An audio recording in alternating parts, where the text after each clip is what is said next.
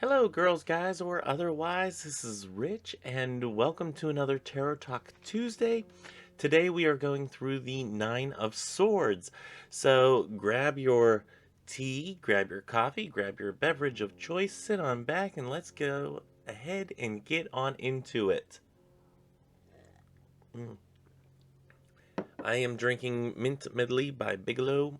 So, anyway, if you're wondering, let's go ahead and pop everything up here. As per usual, we're going to start with reviewing the pictorial key of the tarot. As per usual, before we get too far in the weeds here, if you like this video, hit the like button. If you have not subscribed, go ahead and hit the subscribe button. If you have comments for or against my analysis, go ahead and leave those in the comment section below. Also, if you have any recommendations for Witchy Wednesday or Christo-Paganism Tuesday, or Christo-Paganism Tuesdays? No, Sundays.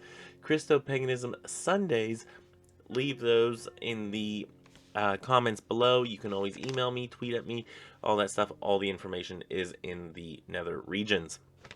Anyway, let's get on into it with the pictorial key of the tarot and their definition as provided by A.E. Waite. So, this says, one seated on her couch in lamentation with the swords over her. Okay, already, stopping there. Does not look like a couch. Looks like a bed. Yeah. Anyway, she is as one who knows no sorrows. What? She is as one who knows no sorrow, which is like unto hers. That is incredibly confusing. Moving on. It is a card of utter desolation. Okay, I can agree with that.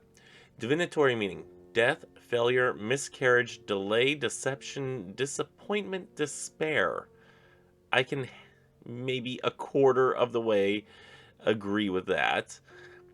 Reversed is imprisonment, suspicion, doubt, reasonable fear, or shame. Okay, I can agree with the reversed meanings, but the other ones no. I just no cannot. Not I cannot entirely agree. So with that being said, let's go ahead and get on into looking at the images here as I pull up the images that I have. Okay, we're going to break this down, and I'm going to be reading off my notes here because I am, studious and take notes and whatnot. Not really. No, I wanted to have this planned out ahead of time because I am pre-recording these so I can get through them a little bit easier. Anyway, so first thing I want to look at is the carving on the bed. The carving on the bed shows what is believed to be a murder. This can symbolize the destructive thoughts that are bothering you while you lay your head to rest. I do want to note that it is at the head of this bed looking item. This could be a day bed, but it doesn't look like a couch of any sort, and I don't know why A.E. Waite says it's a couch. Does not make any sense. Anyway. I do like the fact that it is near the head of the bed here. So whenever you're laying down, this is something that is continually weighing on your mind. It is something that is in the back of the mind. It's keeping you awake. This card is all about, you staying up at night, having these thoughts while being in bed and whatnot. So I'm going to go ahead and move swiftly forward. The astrological symbols are said to be fundamental universal laws and questions that we have in those regards. This is, for instance, the thoughts of what is the meaning of life, that can come into your mind, that keep our minds occupied when we just want to sleep. So basically, this is us sitting there, laying awake at night, and covering ourselves up in these questions, that are just going to batter around in our mind and not let us get a wink of sleep. So I find that interesting that these are universal laws. These are just some suggestions and theories that are out there that I have found and that I wish to convey to you. Eventually, I am going to do a more uh, detailed analysis of each individual card. This is just to get us a uh, a starting point to go into, and yeah. Moving on, I want to look at this person, which, oh, son of a gun, I did it again. Hold on 1 second, because I did not save that. Hold, please. Okay. If you guys knew the weirdness of what I have going on here, like, I have like 5 different windows open that I'm trying to click around to. Okay, next thing I want to look at is this person. The person seems to be distraught, as if being awoken or woken up by a nightmare. Their head is in their hands, um, as if in a mental toil, uh, or that a mental toil has been taken upon them. So basically, they are distraught. This is one thing that I will agree with A.E. Waite, is that this individual is utterly distraught. They are waking up. They're, probably beads of sweat coming off of them. They are, they're being woken up at night by these thoughts just creeping into their mind, possibly nightmares going into their mind and continually keeping them up and keeping them occupied, um, as to what they should do next, what the next step is. So now we have been having fun with looking at the shading of the individual swords up on, in this case, up on the wall. And I have here, there is no shading on the swords, so there seems to be no light being shed on the situation, which plays into the constant spiraling of the next shoe to drop. Looking at the alignment of the swords is also interesting. So before I get to those, is looking at the swords there, if we're having thoughts with the shading and what the shading might mean and whatnot, which we have been having a little fun with, or at least I've been having fun with it. Some of you might not be thinking, some of you might be thinking, it's just a shading technique. And, I think that Pamela Coleman Smith put a lot of purpose into even the minute details, as in like the astrological symbols on the blanket here and whatnot, and the reason that there are roses there and whatnot, all play a role. And if you hear scratching in the background, that's Jelly trying to get in, and Karen is actually in the room right now, and Jelly's not, which is very rare. But Jelly wasn't here whenever I started recording, so if it does get worse with her scratching, I will go and let her in, so, and I'll just have to edit the video. Anyway, so, some of you might be saying, well, it's shading, no big deal, but I do think that Pamela Coleman Smith put that shading in there, and it's just one of those things that I kind of want to play around with the idea of and decipher and see if there's any actual truth to it. So that's something I've been playing around with, and I don't know if there's any truth to it, but I think it's fun to think about. Okay, now let's talk about the alignment, especially of the 3 bottom swords here. The first one is going through the heart chakra, symbolizing these are thoughts that may damage your relationship with others through the by going into the heart. Okay, I think I have I have some breaks in my notes, and it's not exactly that cohesive of notes whenever trying to read it as a script. So yeah, if this is going through the heart chakra, or it's kind of behind, but it's the way it's aligning is through the heart chakra and whatnot. Reading into that, you might be having thoughts of your relationship and your connection to others that are keeping you awake at night. So that's one thing to note with that one. And also, I have another one that did not save properly, which is this one. And we're going to save that to there. Okay. Should be good now. Okay. Next one, we have this one going through the throat chakra, symbolizing trouble communicating. So you might be not communicating well to other people. You might be kind of losing your voice, losing the capability to stand up and speak your truth and whatnot in a situation. These are things that can keep us up at night. I know in my mind, I have plenty of nights where I'm sitting there thinking, well, I should have said this, I should have said that, and this is what I really thought of the situation, and why didn't I speak up and whatnot? And these are thoughts that sometimes keep you up at night. So this is the type of situation that is keeping you up at night and keeps your mind occupied and keeps your mind bothered by certain things that are dealing with the throat chakra. This can also be a miscommunication in hearing, that you're not hearing somebody correctly, or you're misinterpreting what they're saying and whatnot. So definitely something there. Now the next one is the crown chakra, or the third eye chakra. Actually, no, let's go back, because it's this one that's also going through the third eye. We're going to talk about the crown chakra here in a minute.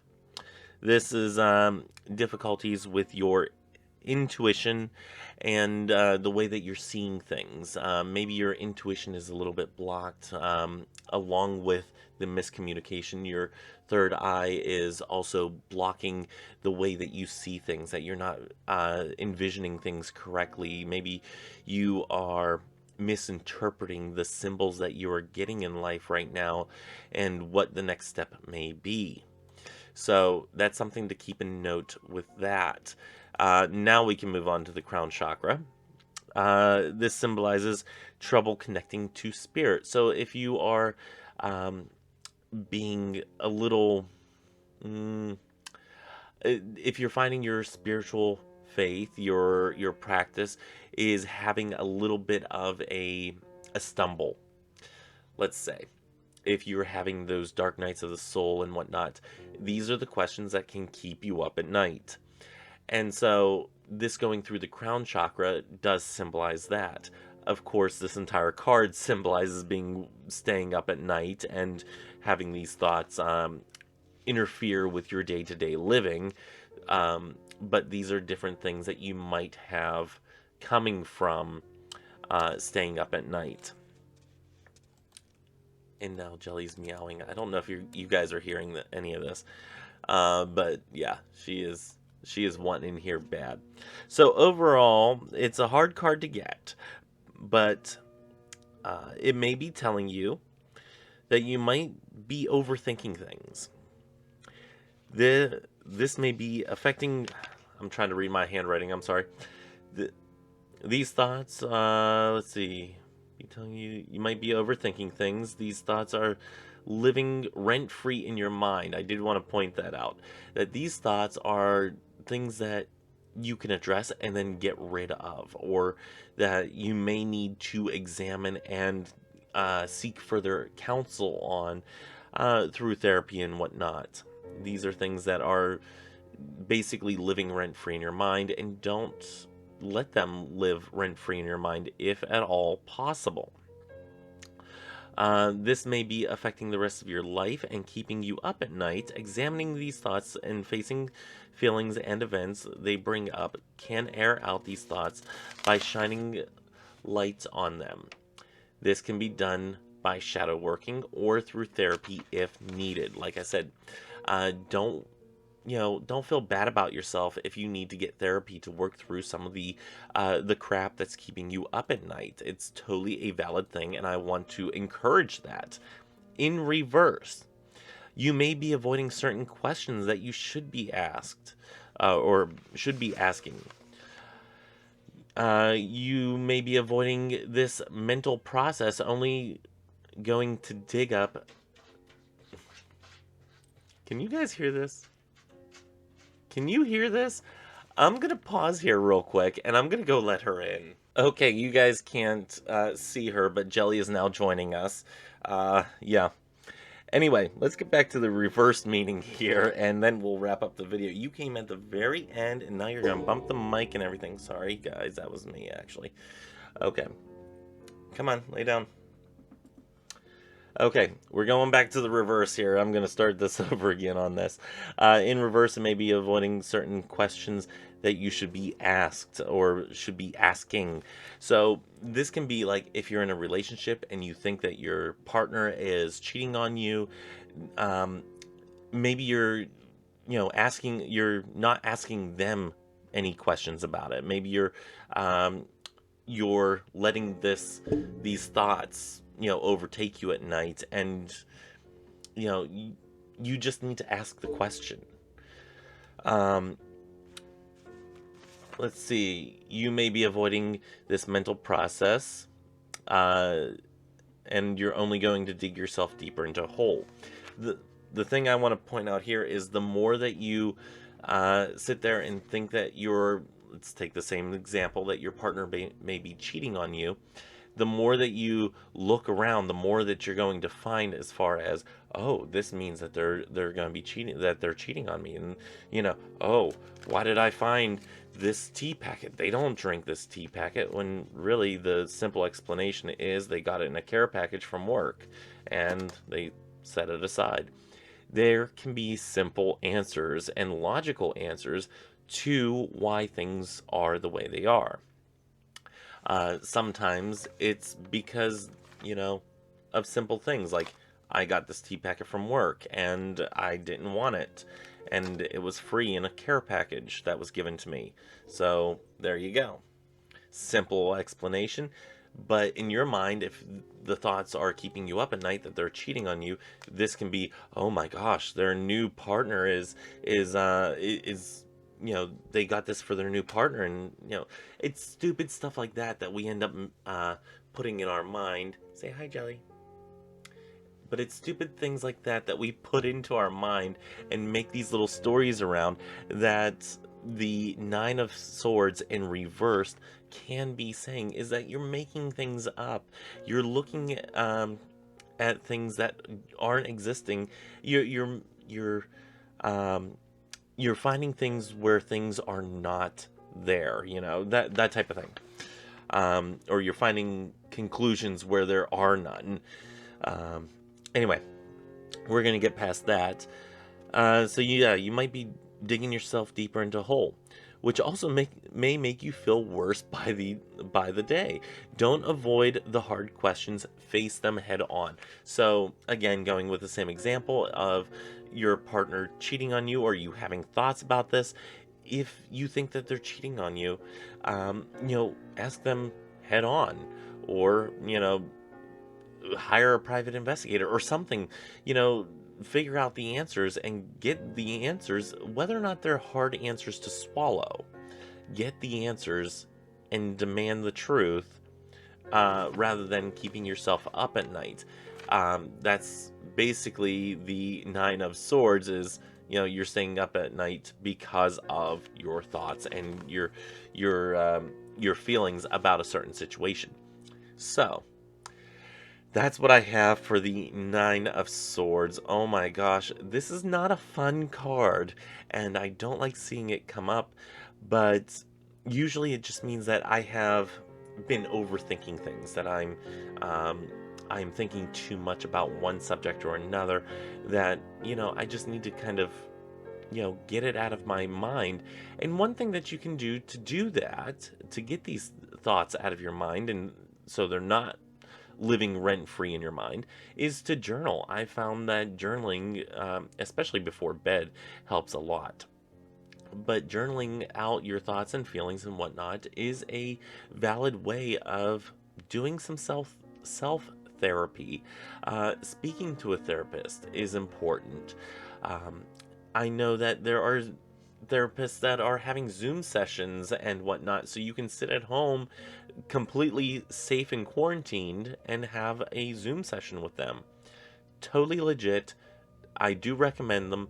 Uh, I do recommend that you do that if that is something that you need to do.